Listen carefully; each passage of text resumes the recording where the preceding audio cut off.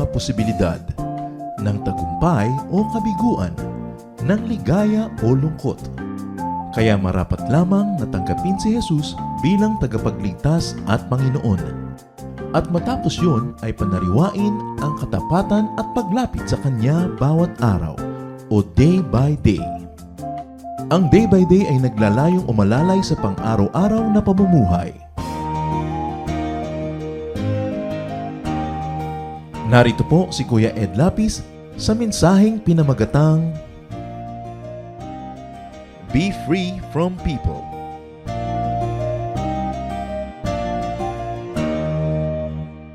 Satan likes to dominate. Satan likes to enslave.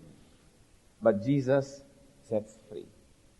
Kasi pag-welcome po natin ng mga bagong opportunity sa buhay, gusto po natin bigyan ng emphasis ang concept of freedom. Because no amount of religiosity will cover up for lack of freedom. Kadalasan pa nga po, mas religyoso ang tao, mas nawawala ng freedom.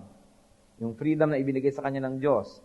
Dahil nagiging Diyos-Diyosan niya ang relihiyon, ang mga batas ng tao, ang mga nakaugalian. But Jesus sets free, and the people of the Lord must be free. Sa ating pag-aaral ngayon, enjoy godly freedom, ang pamagat, be free from people.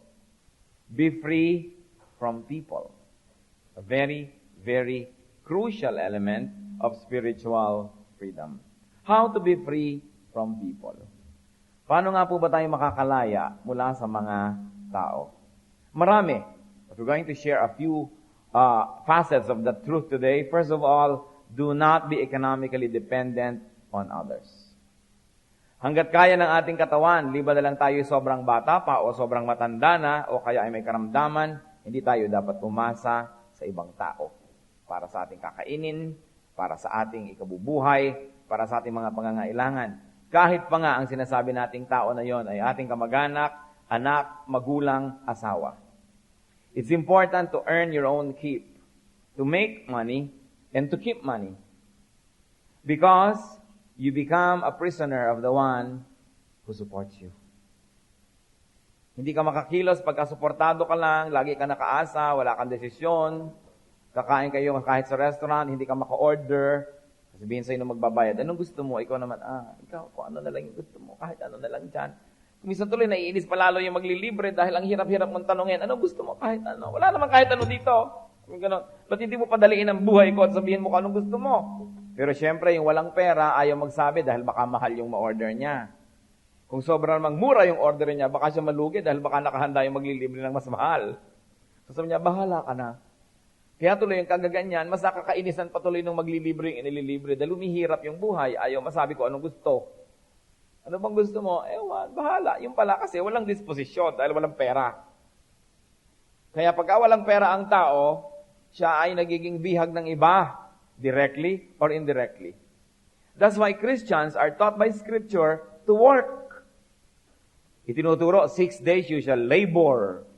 Pinagkakaguluhan ng maraming relihiyon kung kailan yung day of rest, ang nakakalimutan yung 6 days you shall labor. At sinabi ni Paul, if anyone does not work, let him not eat.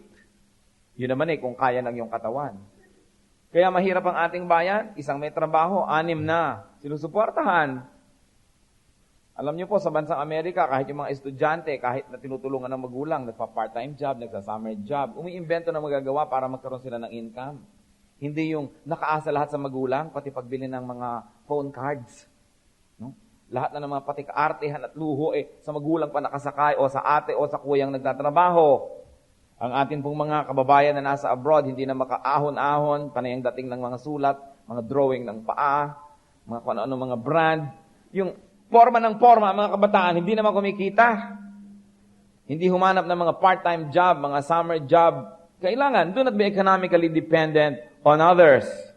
Maging si Paul. Even when Paul was doing his missions, and he was fully entitled to the support of the church, nagtatrabaho pa rin siya para kumita. 2 Thessalonians chapter 3, verses 7 up to 8. For you yourselves know how you ought to follow our example. Well, we were not idle when we were with you, nor did we eat anyone's food without paying for it. On the contrary, we work night and day, laboring and toiling, so that we would not be a burden to any of you. Yan, ang example ni Paul. Sabi, dapat yung tularan na aming halimbawa, na kami nagtatrabaho araw at gabi, para hindi kami maging pabigat sa sino man, na hindi kami kumain ng pagkain di namin binayaran, o we have never earned. Hindi yung libre lang ng libre, sakay lang ng sakay. Ito yung magandang teaching sa bawat isa sa atin, lalong-lalo sa mga pastors, sa mga leaders, Christian leaders. Na hindi ko mo Christian leader ka, iaasa mo na ang lahat sa iyong mga members, sila na lahat ang nag-isip ng panina lang ang parinig mo, para yatang mas mabilis kitang maipagpe-pray kung may kotse ako, sister. Para yatang ganito, parang ganyan. Puro parinig. Kaya tuloy nawawalan ng dignity ang ministry. Kailangan gumagawa ng paraan. So, Christian, to be free from people, increase your resources to suit your desires. Or, scale down or decrease your desires to suit your resources. Mahalaga, kumikita. Do not be economically dependent on others. Kahit tayong mga magulang, habang kaya pa ng ating mga katawan, maghanap buhay tayo. Gumawa tayo ng paraan. Hindi ko napag-aral na natin lahat ng ating mga anak ay aasa na lang tayo sa abot at bigay. At paano kung di kayo abutan? Paano kung nagkaroon kayo ng manugang na kuripot? Siyempre, 95% ng mga manugang kuripot sa biyanan, pero generous sa sarili niyang magulang. O sino ngayon ang nagkokontrol ng pitaka ng anak nyo, yung bang asawa o ano? Paano ngayon kayo? Nakaasa na lang. Mahalaga na meron tayong mga sariling kayod para hindi tayo umaasa sa iba. Yan ay isang paraan para maging malaya ang tao. Ang Pilipinas, bakit hindi tayo masyadong malaya? Bakit meron tayong mga foreign policies na hindi natin ma-implement? Bakit pinupuntahan na ng ibang bayan yung iba nating pulo? Sasabihin natin, please, ipod-ipod lang if you don't mind. Hindi natin masabihin, lumayas kayo dyan. Kasi wala tayong lakas. Nawala na ang lahat ng pera ng gobyerno, wala yata tayong baril o bala, kaya wala man lang tayong lakas ng loob magpalayas ng mga nakikilagay sa ating mga pulo-pulo. Kasi hindi tayo financially independent. Wala tayong inatupag kundi mangutang sa Japan, sa Amerika, kung saan-saan. Kaya tuloy, walang boses-boses ang ating mga embassy sa kanila mga bayan. Lagi nilang nakikiusap. Beggars cannot be choosers. Kaya kailangan economically independent ang tao. Economically independent ang isang bansa. Kaya dapat nating payamanin ang ating bayan, tangkilikin ang mga produkto ng ating bayan, para hindi tayo parang pulubi na lang laging nakikiusap sa iba. Wala kang boses pag wala kang pera. That's the truth. And because the Lord likes us to be free, we should be economically productive. How else can you be free from people? Do not covet what belongs to others. Obviously, you covet what belongs to others. Isa yan sa 10 utos. Huwag kang magnanasa na hindi sa'yo. Exodus chapter 20 talks about not coveting. So Exodus 20, verse 17. You shall not covet your neighbor's house. You shall not covet your neighbor's wife, or his manservant or maidservant, his ox or donkey, or anything that belongs to your neighbor. Huwag kang magnanasa ng hindi sa'yo. Hindi ka kayang supilin, hindi ka kayang kontrolin kahit ng pinakamayamang tao sa balat ng lupa hanggat hindi mo pinaghahangaran ang kanyang kayamanan.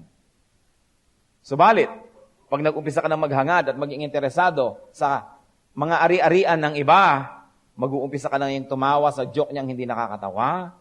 Mag-uumpisa ka nang magmanyanita sa kanya madaling araw, birthday niya, nandun ka agad. Yung nandiyan ka na, inaalagaan mo ang kanyang mga apo-apo kahit hindi cute. Kunwari, cute at cute-cute ng apong ito. Yung pala, nakakata-cute ang apo. Dahil umaasa ka na matapunan ng konting pera, mabigyan ng konting trabaho, mabigyan ng konting pabor. Oras na naghangad kayo sa ari-arian ng iba, magiging nila kayong alipin. Pero kahit kayo mahirap, pero hindi kayo interesado sa kayamanan ng donya, nalaglagang kanyang singsing ang kanyang hika, wala kayong pakialam, taas na kayo sa buhay. Hindi kayo susunod-sunod. Yun lang interesado na maambunan, makakuha ng konti, ang bubuntot-buntot, susunod-sunod. Kaya itinuturo sa atin sa Biblia, na huwag magnasa ng hindi sa inyo. Because that is the way to keep yourself free. Isipin nyo ang lahat ng taong pinagtsatsagaan nyo dahil kahit ayaw nyo. Di ba dahil meron kayong gustong mapala sa kanila? Di ba dahil employer nyo sila, baka nyo kayo tanggalin sa trabaho? Kaya kahit hindi nyo gustong sabihin, good morning, good morning. Nakaganyan ka nang nakaganyan. Kasi umaasa tayo. So mahalaga not to covet. And do not covet people's affection or attention. Oras na namamalimos ka na ng pag-ibig, alipin ka na. Kung di ba gusto, ayaw ba niya sa'yo, di wag. Lalo mga young people. Sino dito ang mga single pa? May I see your hands? Taas nyo at ikaway-kaway. Itaas. Para makita na ibang single pa kayo. Yan. Meron ako sasabihin sa inyo, ha? Ready ba kayo makinig? Huwag kayong iibig sa hindi umiibig sa inyo. Pakatalino kayo sa buhay. Hindi yung kahit konting pagtingin. Namamalimos ka ng pag-ibig. Hindi ka na nga sitipot ng 2 oras, nagiintay ka pa ng 3 oras. Iniiwasan ka na nga, hahabol-habol ka pa. Bakit? Do not covet a love that is not being given to you, so you will be free. And do not covet anybody's beauty or body. The moment na na-attract ka na sa isang tao, pinaghangaran mo na siya, alipin ka na niya. Luluhod ka na sa lupa, ahali ka na sa paa, kung ano-ano ng paggagawin mo, dahil naghahangad ka. Kaya itinuturo sa atin sa Biblia yung kontrolin ang ating mga paghahangad. Do not covet. Ano pa? How to be free? Do not be intimidated by possession. Marami yan. Huwag kayong mai-intimidate dahil ang tao ay may mataas na ranggo. Kahit gaano kataas ang ranggo noon, gagamitin lang niya yon para kanya alilain at apihin. Gaano karami bang tao ang, ay general ito, ay presidente ito, ay gobernador ito, na nung makita mo ay nilingap ka at minahal ka. Di ba't sa taas nga ng ranggo niya, nautusan ka tuloy? Do not be intimidated by position, even position ng edad. 1 Timothy 4:12. Alam niyo po, si Timothy, very young Christian worker and preacher. Sabi sa kanya ni Paul, don't let anyone look down on you because you are young, but set an example for the believers in speech, in life, in love, in faith, and purity. Huwag kang masisilong, huwag kang masisimi sa mas matatanda sa'yo. Igalang mo sila, bigyan mo sila ng respeto, pero di ko mo mas matanda ay mas tama. I-respect, igalang. Kasi tayo lalo sa Pilipinas, sobra na tayo pag mas matanda. O ba't hindi ka naman kung tumanggi anak doon sa rapist? Matanda ho kasi. Igalang ang matanda. Yung sobra na, nagpapaapi na tayo dahil lang matanda siya. Kumisa sa mga magkakapatid, yung pangana, yung ate, yung kuya, abay 70, 80 anyos sa sila sobra pa rin niyang mandohan yung mga kapatid niya. Akala mo mga 12 anyos o 13, samantala yung kapatid ay 70. Kasi siya, 80. Ano pa ba naman ang alam ng 80 na hindi alam ng 70? Siyempre, kung ang kapatid mo, 1-year-old, ikaw 10, ang dami mong alam na hindi niya alam. 20 ka, siya'y 10, ang dami mo pa rin alam na hindi niya alam. 30 ka, siya'y 20, may alam ka pa rin na hindi niya alam. Pero kung ikay 40 at siya'y 30, ano pang alam mong di niya alam? Kung ikay 50 at 40 na siya, lalong dumikit na yon. At kung ikay 90 at siya'y 70, marami ka nang nalimutan. Nababaligtad na dapat yun. So, yung matandang kapatid is not forever. Hindi ko naman matanda ka nung araw hanggang ang tatanda nyo na kala mo ka pa kung sino, na yung iba hindi na magkaroon ng karapatan magsalita, hindi na magkaroon ng karapatan ng choice. Ang sabi, do not be intimidated by position, even by age. And I'm not teaching you to be rebellious. The Word of God says, do not let anyone look down on you just because you are young. Ang tinitingnan hindi edad, kundi ano ba yung laman ng utak mo, ano ba ang iyong pagkatao, ano ba ang iyong mga layunin sa buhay, para ka maging kagalang-galang. Do not be intimidated by that. Alam niyo tayo mga Pilipino, kaya ang dali-daling apihin Sobra tayo agad na nagbibigay, basta't ay matanda ito. Nung araw, marami talaga ang mga matatanda, kagalang-galang. Pero hindi naman kung matanda, may pinagkatandaan na Kaya kailangan sinusuri mo rin. Pero dapat tayo magalang unless the person proves na hindi mo naman dapat pagtiwalaan. Ano pa? Do not be intimidated by possession. Kanina, position, pwesto sa lipunan. Ngayon, possession. Mga ari-arian. Bakit yung mga clerk, pagka ang dumadating mga donya, naganggapakwan ang mga hikaw, ina-entertain agad. Pero subukan mo dyan sa mga security guard, mga clerk, mga receptionist na naka-duster ka, may kalikaliskis ng bangos ang iyong braso. Tapos sinabi mo pa, good morning, sir. Good morning, ma'am. Saan ba dito ang office? Ganun. Ay, doon na, urong. Ganun na gagawin sa'yo ng gwardya. Pero subukan mo na ka Mercedes-Benz ka, mama, ang busina, nagkakandara pa, pinsaludo pa sa'yo. Pero hindi naman siya binibigyan ni nung donya. Wala namang ibinibigay sa kanya. Nagmamadali pa kung mag-utos. Pero yung mahirap na nakikiusap, nagsusumamo, ayaw pansinin. Bakit mas gusto mo maglingkod doon sa nang-aapi sa'yo? Kasi you are intimidated by possession. Kaya sabi sa James 2, 2-4, sa church pa ito, suppose a man comes into your meeting wearing a gold ring and fine clothes, and a poor man in shabby clothes also comes in. If you show special attention to the man wearing fine clothes and say, here's a good seat for you, but say to the poor man, you stand there, or sit there on the floor by my feet, have you not discriminated among yourselves and become judges with evil thoughts? Sabi, pagka sobrang mong inestima yung mayaman at mabango at maganda ang baro at hindi mo inestima yung mukhang mahirap, hindi ba kasamaan yan? Pero human tendency, pag mas maganda ang baro, pagka mas mataas ang ilong, at saka pag mas arrogante, they get the service. Subukan mo maging polite sa mga despatchadora. Ma'am, magkano ito? Di mo kaya yan. Mahal yan. Ganun agad ang sabi ng mga despatchadora sa'yo. Pero pagka bihis na bihis ka, talaga nagkakadara pa sa paglilingkod. Pero at the end of the day, not the poor nor the rich client gave them a tip. Wala rin namang napalae yung nagpakandagan yan dun sa mayayaman. Pero bakit ganun ang tendency ng tao? Bakit? Alam niyo kung bakit? Kasi umaasa. Baka mabigyan. O kaya baka kaibigan to ng may-ari, masabi man lang na magaling ako mag-serve. In other words, selfish pa rin yung motive. You serve the one who you think can give you better things in return. But what is real kindness? Real kindness, real goodness, is what you do to the person who cannot return your kindness. Yun ang tunay na kabutihan. Yung ginagawa sa taong hindi makapagsusukli ng ginawa mo sa kanya. Pero yung ginagawa mo dahil lang makakagawa ng mabuti, investment ang tawag doon. Hindi yun kabutihan. Sa James 2:6, sabi dito, but you have insulted the poor. Is it not the rich who are exploiting you? Are they not the ones who are dragging you into court? Hindi naman lahat ng rich ang i-exploit. Ang daming ang mabubuting rich. Pero ang sinasabi, sino ba mas nang-aapi sa inyo? Di ba yung mayaman, yung bang mahirap? Bakit mas maganda pakitungo nyo sa mayaman? Sino ba ang nag-exploit sa inyo? Di ba yung mayaman? Bakit polite na polite ka sa mayaman at sa kapwa mo mahirap hindi ka na polite? Yun ang sinasabi dito. Do not be intimidated by possession. Dahil hindi naman ibibigay sa iyo yun eh.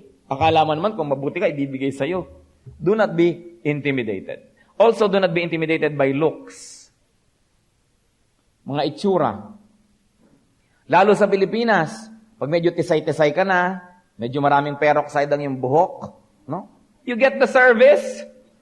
At medyo Inglesera ka ng konti. Yung pa English ka, you get the service because of the terrible damage to our culture ng colonial mentality. Pagka nakapila ka doon, mag-ayos-ayos mo, ba may bumubunod sa'yo sa pila, dinadala ka dito kayo. Kasi kamukha kayo ng mahal na beer. Matao sa inyong ilong, dilawang inyong buhok. No? So ngayon, ang lahat ng taong gustong takasan yung pagiging api, iniiba ang itsura. Magpapa-nose lift, magpapa-skin peeling, magpapa-bleach, at magpapakulay ng buhok para maging kamukha rin na Santa Veronica, so you get the service. Colonial mentality. Yung tinitingnan mong itsura, wow. Ang ganda-ganda ng baro. Pagka meron sa reception, maganda ang baro. Mami, kumusta po kayo? Pag may dumating naman na kadasal, Inang, kumusta po kayo? Ano ang difference pag inang at mami? Pag makintabang baro, mami. Pag koto na lukot-lukot.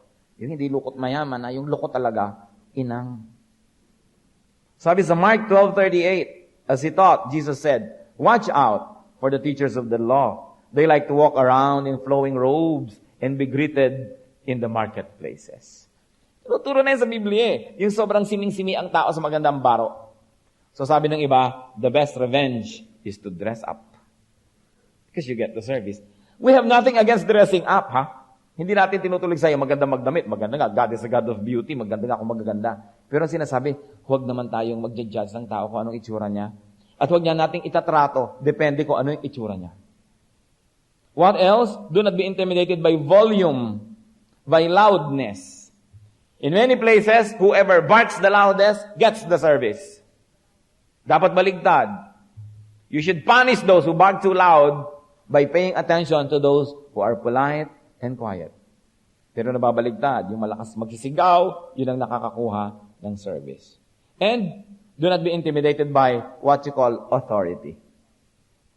Sobra tayo mga Pilipino na mag-defer to authority. Kaya tayo halos isang bayan ng mga hamak at mga alipin. Napakaganda ng ating mga kaugalian to be polite, magagalangin. Pero kilalanin naman natin kung hanggang saan ang ibig sabihin ng galang at hanggang saan nag-uumpisa yung pagiging alipin na. Kailangan matuto tayo ng konting assertive behavior.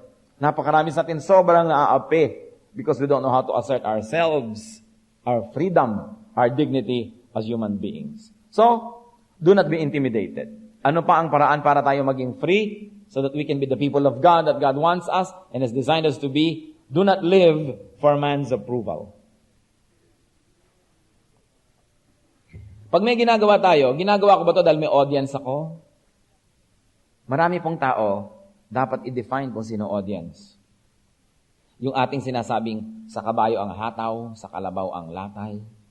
Kuminsan may kausap tayo, may sinasabi tayo, pero hindi talaga para sa kanya, para sa isang taong nakakarinig. So hindi siya talaga ang kausap natin, ang tunay na audience natin, yun. Gusto ba natin ng approval ng nakikinig? Kahit na ma-disapprove tayo ng primary listener? Sino ang audience nyo sa inyong buhay? Pag bata pa tayo, tatay, nanay, look, tatay, nanay, nakakakit ako ng puno ng papaya. Look, nakakapag-drawing ako, may audience ka. Kaya kuminsan, ang laking kawalan yung naulila ka na yung nawala ang magulang mo.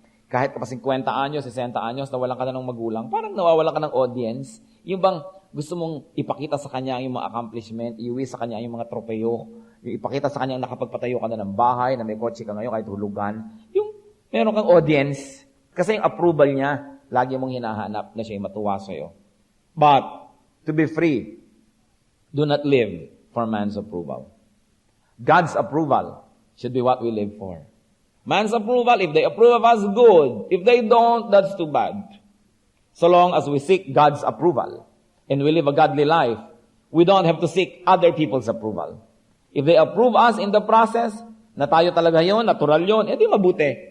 Pero hindi nyo kailangan maging alipin ng iba para lang sila matuwa sa ating ginagawa.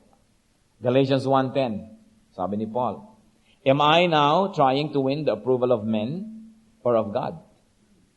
Or am I trying to please men? If I were still trying to please men, I would not be a servant of Christ. Yan ang malinaw na sinabi ni Paul. Kung ang laman pala ng utak ko ay kung paano magpa-impress sa tao, paano makuha ang approval ng tao, para ako magustuhan lang ng tao, I cannot serve God. Hindi ako pwede maglingkod. Kasi marami akong dapat sabihin, hindi ko masasabi, baka ma-offend ang tao. Marami akong dapat sawayin sa mga kasalanan, hindi ko masasaway, baka magalit sa akin. Marami ako hindi pwedeng gawin. Sabi, if I am trying to impress people and to please people, I cannot serve God. But do you know that when you really serve God, it all ends up that you also please people? But you please people whose pleasure is God's pleasure. But people whose pleasure is Satan's pleasure, they will be displeased with you. And in that case, you don't have to please them. Yun ang heart nitong verse na ito. Hindi kailangang i-please ang mga tao na ang pleasure ay yung papalayo sa atin sa Diyos. Na ang pleasure ay kabaliktaran ng pleasure ng Diyos. Kaya hindi ka dapat men-pleaser. But we can please people who have godly taste, who have godly aspirations. It's all right. It's beautiful to please them. In our life, God's approval should be enough. Ang mahalaga, pag matutulog kayo sa gabi at nananalangin, makakaharap kayo sa Diyos, at alam nyo, meron kayong high approval rating ng Diyos. If people disapprove of you because God approves of you, well, that's too bad. Sorry, they both lose. They probably lose more. Pero hindi kailangan na i-displease ang Diyos para lang ma-please ang tao. Man's approval, if not enslaving to you, is all right. But if it is enslaving, kawawa naman tayo. So, do not live your life for the pleasure of others. Maraming tao, pag na-in love, nawawala na ng pagkatao. Nawawala ng identity, nawawala ng kasarinlan. Kasi nabubuhay na lang para matupad yung kagustuhan ng kanyang minamahal. Pati kung anong ayos ng iyong buhok, papakialaman ng iyong loved one, kung anong korte ng iyong kilay, kulay ng iyong labi, at ikaw lang ngayon, nawalan ka na ng pagkatao, sunod-sunuran ka na lang. Be free from people. Ikaw dapat ang lumaya. Hindi yung pagka umibig ka na, naging tau-tauhan ka na lang. Kahit ayaw mo nitong ulam na to, laging yun ang kinakain mo kasi yun ang gusto ng partner mo. Bakit? Hindi ba kayo pwede magdalawang ulam para pareho kayong masaya? If you can afford it naman. Anong sabi ni Karen Carpenter? And if you're only using me to feed your fantasy, you're really not in love, so let me go. I must be free. Yan, dapat ang mga sinasabi ng mga umiibig. No? Lalo mga kababaihan.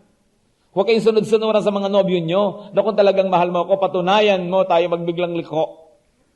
Ikaw na lang magkaliko-liko. Bakit ako magpapatunay? Di ikaw ang magpatunay sa akin na mahal mo ako, mahalin mo aking kinabukasan. Yun. Ano ka? Bakit ikaw magpapatunay? Nababaligtad kasi iba, nalilimutan nila kung sino sila, ano bang mahalaga. Kung iibigin lang kayo ng isang tao dahil sunod-sunuran kayo sa kanila, then hindi nila kayo gusto. Ang gusto rin nila, yung sarili nila, not kung mo sinusunod nyo yung sarili nila, nagugustuhan na rin kayo. Pero kung magiging kayo'y talagang kayo, hindi kayo gusto, di wag na lang iyo, yung iyo, akin yung akin. I'm free. Huwag kayong sunod-sunuran. Napakahalaga na you don't live only for the approval of others. O di ba may nababalitaan pa tayo, nasasaktan, namamatay pa nga sa operating table dahil ipinapa-vacuum ang mga taba. O bakit? Para magandahan ang titingin. Ano ba kung parang haligin ng poste ni Rizal ang binti ko? Di ba? Pero para magandahan ka, pahihirapan ko ang sarili ko, I'm living for your approval. Ngayon, if I'm doing it for health reasons, because I want to be healthy, that's another thing. Pero alam nyo, ang isa sa mga pinakamalaking oppressors ng buhay ngayon, are you listening, church? Advertising. Huwag kayong makinig sa standards ng advertising dahil hindi kayo magiging totoong tao. Kasing payat kayo dapat ng walis tingting, kasing lusog kayo dapat ni Captain Barbell, no? Dapat ganitong buhok nyo, pagka nilalagyan ng suklay, dumudulas patungo sa sahig. Paano ang buhok nyo pag may pumasok na insekto, di na makalalabas ng buhay?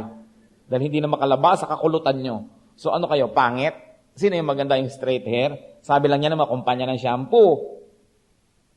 Pag nakinig kayo ng nakinig sa sinasabi ng advertising, magiging kayong miserable. Pag ginawa nyo silang standard, na lagi ang mga babae is 5'7", dapat pataas ang height. Paano na yung mga 4'2"? Wala nang kinabukasan. Lahat ang ngipin dapat kumukuti-kutitap. Paano kung ita kayo na puro nga ang ngipin nyo? Pangit kayo? Sila lang ang maganda? Wow naman. So dapat nag-iisip tayo, don't be taken by advertising. Kasi nagtitinda yan ng produkto.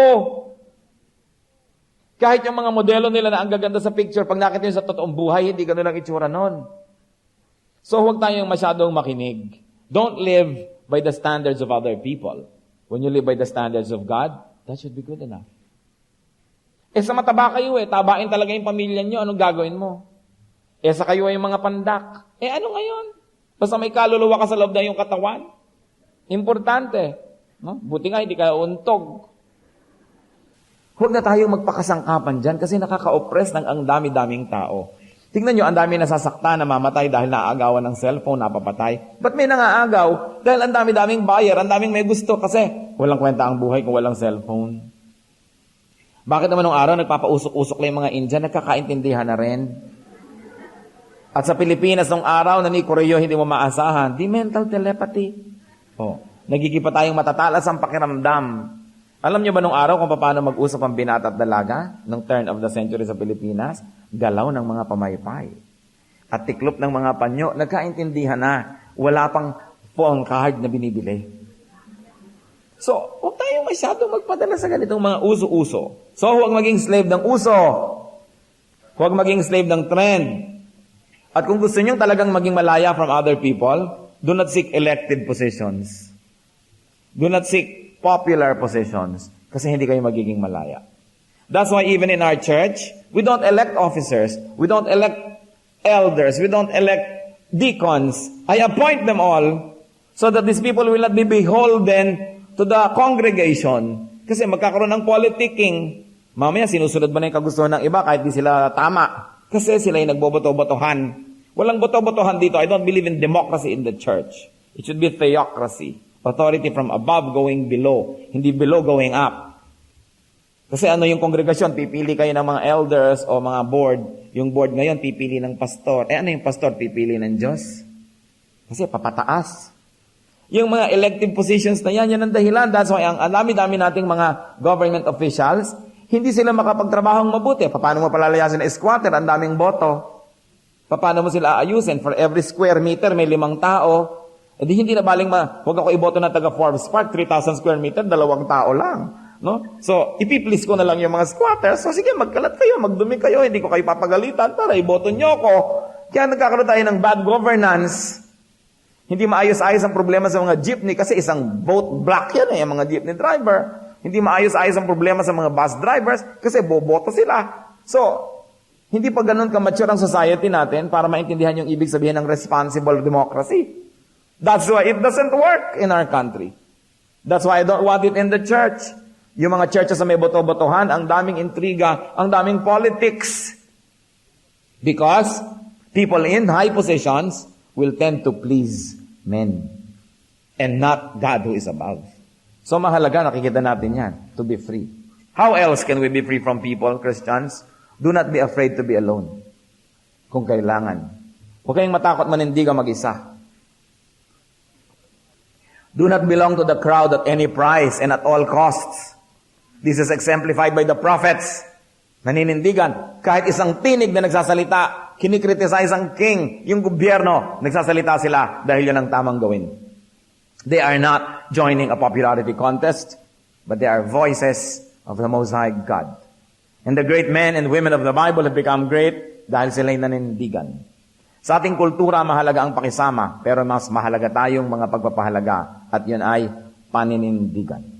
Lahat ng ating mga bayani ng kasaysayan, bayani ng mga mito, mga alamat, puro mga nanindigan. Mahalagang naninindigan ka. Hindi kasama ka ng crowd at any cost, at any price. And yet, there's another rule. You want to be free from people? Do not love too much. Sasabihin nyo, Christian ba yan? Yes. Because some people love other people too much that those people become idols. Masama ang may idols and idolatry. Nagtataka ba kayo kung bakit itong si Abraham, matapos na kitanda-tanda na niya at pangakuan ng Lord na magkakaanak, at nung nagkaanak, at nung binatilyo na ang anak, kaisa-isang anak, na tama, ang sinabi ni Lord, i-offer mo si Isaac. Bakit kaya? Anong test kay Abraham yon? Pwede kaya na dahil sa katagalan niyang walang anak at sa pananabik sa anak, ay naging idol na niya yung anak niya? Anak na lang ng anak ang inisip, yung mula sa umaga hanggang gabi, tinitingnan. Diba? Bine-baby, maaari kayang nakalimot siya ng konti sa Diyos at puro anak na lang. Kaya sabi ng Diyos, mabuti magkaroon tayo ng test ng faith, ha? Ay i-offer mo siya. At si Abraham naman passed the test. Pero ba't kinailangan niyang dumaan sa test na yon? Is it possible that he was loving Isaac too much? That it is now getting to become possible that he would love Isaac more than he loved God? But God tolerates no rivals. Kung ayaw ninyo na may mahal kayo sa buhay na alisin ng Panginoon dyan, huwag nyo silang mahalin ng higit sa pagmamahal nyo sa Diyos. Because God tolerates no rivals. Do not love people too much. Especially kung nobyo nyo pa lang at nobya nyo pa lang, don't love too much. Dahil hindi pa kayo nakakatiyak na yun na nga yung magiging asawa nyo, na ibigay nyo na ang lahat-lahat, ang nakaraan, kahapon, at bukas at ngayon. Pagkatapos, iniwan-iwan kayo. Naglalakad ngayon kayo sa Rojas Boulevard. Crispin. Basilio. Ang daming mga ganyan. Tinalikuran lang ng nobya, nagbigti, nagpakamatay. Don't love people too much. Deuteronomy 6:5. Love the Lord your God with all your heart, and with all your soul, and with all your strength. Nakita nyo, konti na lang na natira sa nobya. God muna. Kasi pag mahal natin ang Diyos, mahal natin ang katuwiran, mahal natin ang katotohanan, mahal natin ang liwanag, napapabuti ang ating buhay.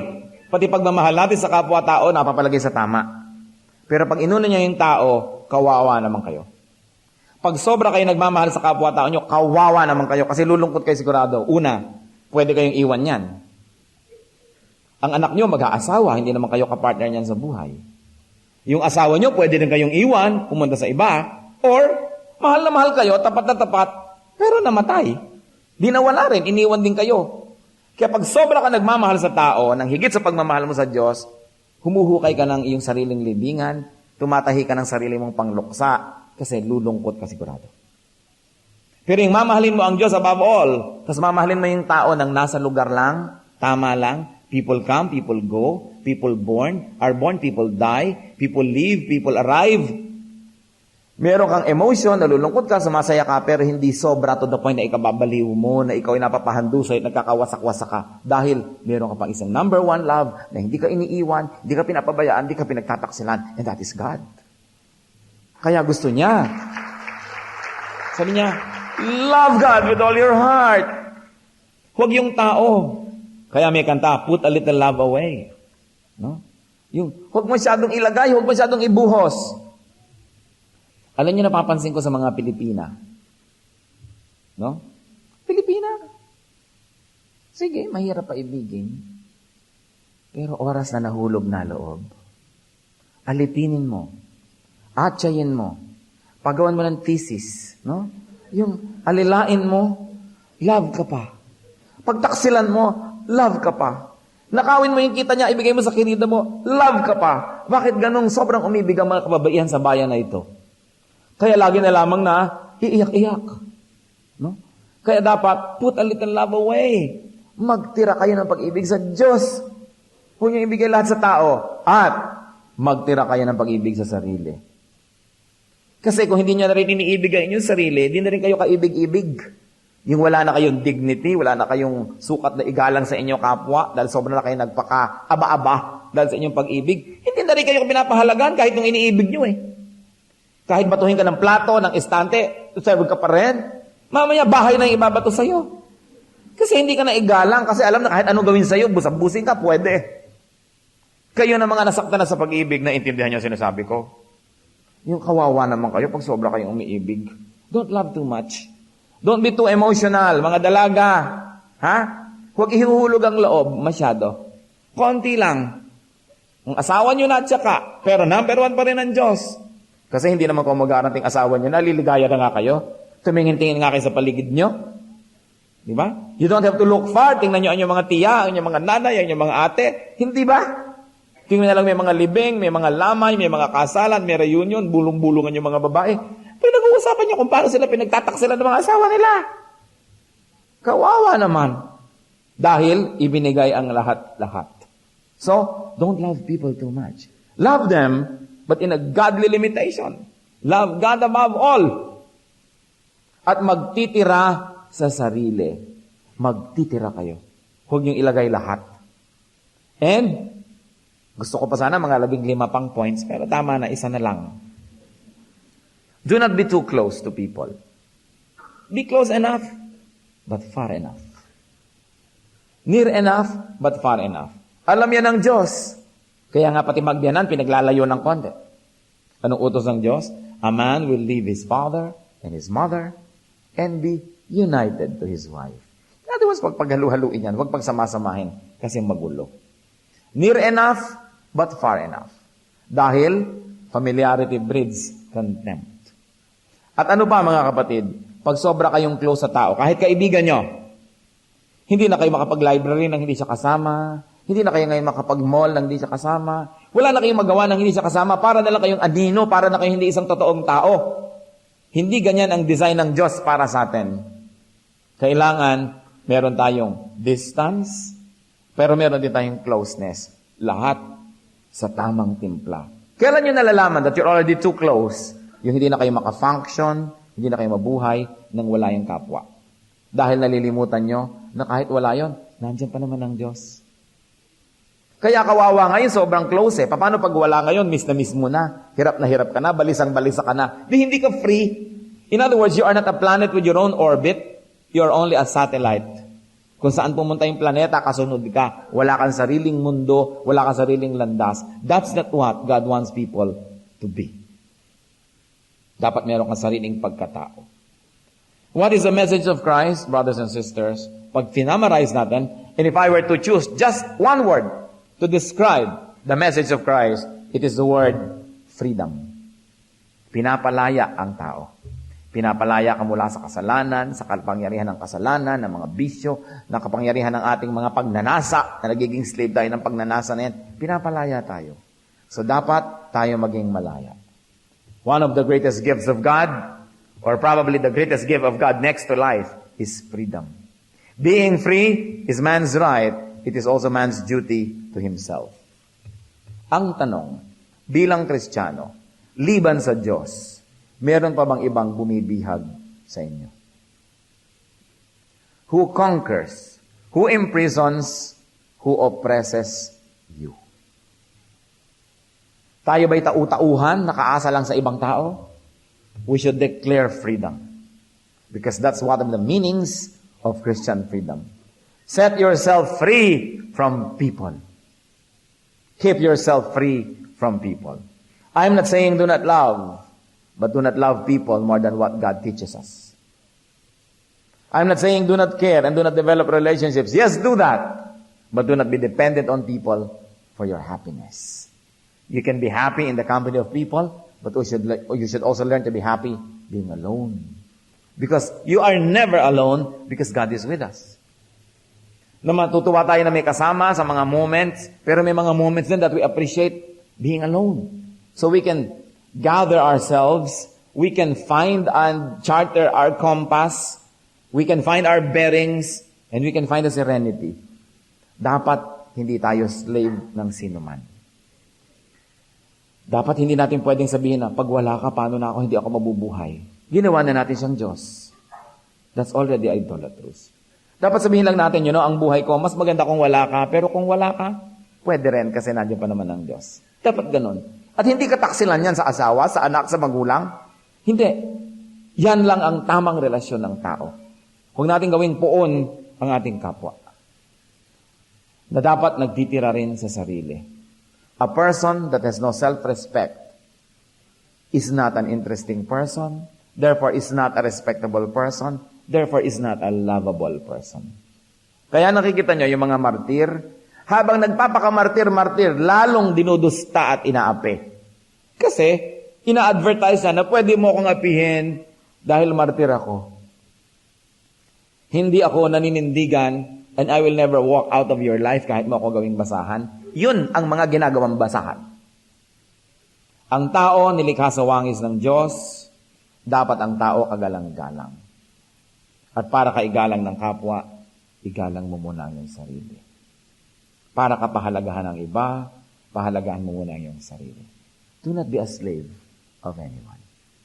Kung kayo sa inyong buhay na intimidate na nung araw ng isang tiya, ng isang tao, ng isang kapatid, pero ngayon ang feeling nyo, sakal na sakal kayo, hindi nyo pa magawa ang gusto nyo, hindi naman masama yung gagawin nyo, basta yun lang ang gusto nyo. Pero lagi na lang gusto ng kapwa nyo ang nasusunod.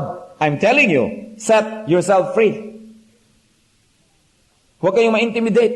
Kung kailangan kausapin mo ang iyong kuya o ate, matatanda na tayo lahat. Naging sunod-sunuran na ako sa inong araw. Konti na lang buhay ang nalalabi sa buhay ko. Kaya bayaan mo ako na gusto ko na yung gawin ko, gagawin ko. Yung gawin mo, gawin mo. Set yourself free. It is your right and duty as a child of God. Let's bow before the Lord. At nais kong isipin ninyo, tayo ba'y alipin ng iba? Dependent ba tayo sa iba? Umaasa lang ba tayo? Be alone with God for a while. At hingin niyo ang karunungan mula sa Diyos kung paano makakalaya. Sino man yung taong parang kayo pinapaandar lang, pinapaikot, sunod-sunuran lang kayo, set yourself free.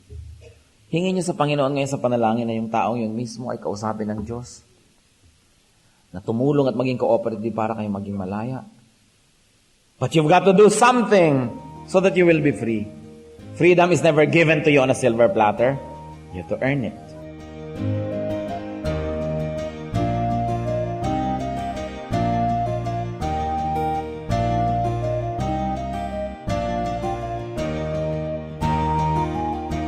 Ang katatapos pong mensahe ni Kuya Ed Lapiz ay pinamagatang Be Free from People.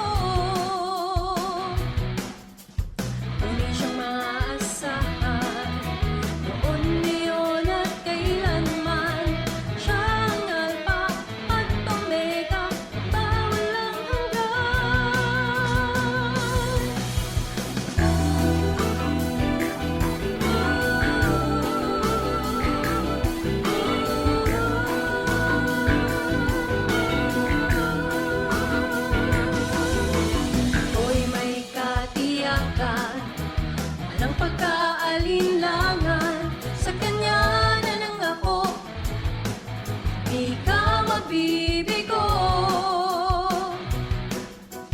Tunay siyang maaasahan, noon, ngayon at kailanman. Siya ang Alpha at Omega, magbawalang hanggan. Ang Diyos na di buhay, ang Diyos na di buhay, ang Diyos natin ay buhay, magpakailan pa man. Ang Diyos na di buhay, ang Diyos na di buhay, ang Diyos natin ay buhay, magpakailan pa man.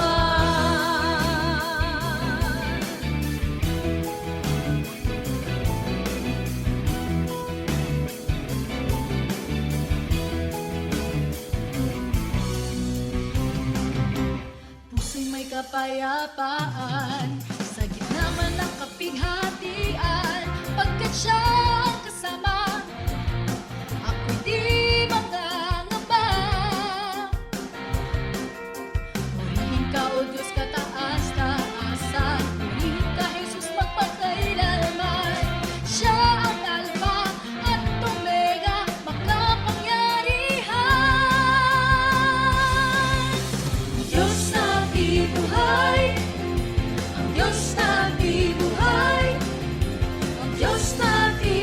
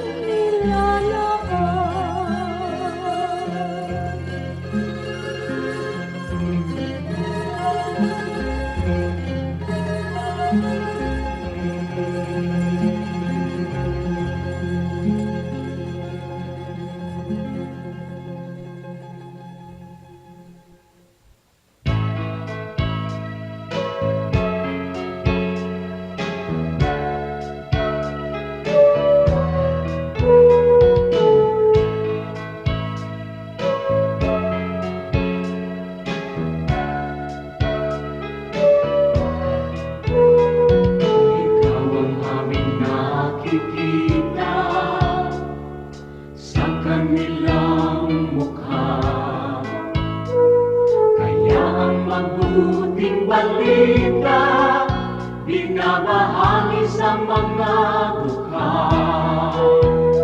Ngunit paano nilang masisilayan ang habag at pag-ibig mo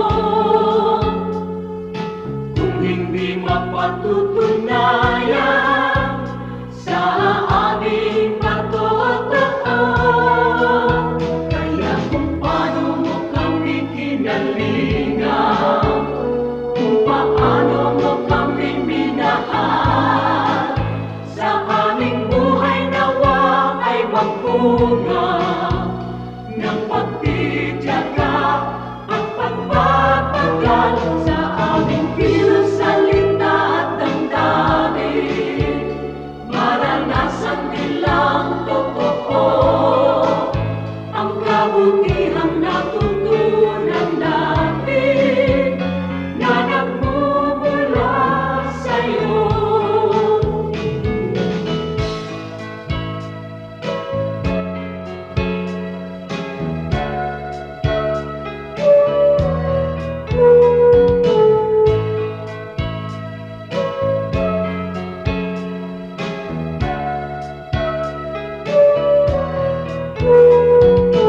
Kung ang tao at ang lipunan ay laging makasarili, sa'yo ang bagong panuntunan, ang maglingkod at magsilbi. Ang aming pananampalataya patuloy mong palaguin, at sa iyong dakilang biyaya di ka namin bibiguin. Kaya kung paano mo kami kinalingan, kung paano mo kami minahal, sa aming buhay nawa ay magbunga ng pagtitiyaga at pagpapatagal sa aming kilos, salita at damdamin. Maranasan nilang totoo ang kabutihang natutunan namin na nagmumula sa'yo. Ang kabutihang natutunan namin na nagmumula sa'yo.